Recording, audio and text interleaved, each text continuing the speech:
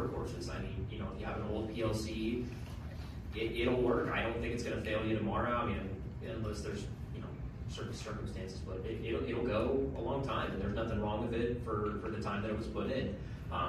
But if you're here for a couple of sessions today, cybersecurity is kind of the buzzword that keeps popping up everywhere. And one of the things that we had brought up was, hey, these Micrologics PLCs, these older PLCs, yeah, there's nothing wrong with them, but they're old, they're outdated. So if you ever had a card fail or a processor fail, I mean, there was a situation, with the bar screen PLC, that one failed, and that was, kind of an all hands on deck situation. Getting that PLC was trickier than expected, just because these companies don't support that hardware anymore. It's legacy hardware, and then the software to program on it is supported by Windows 10, which has been out of service for maybe a year now, but it's still out of service.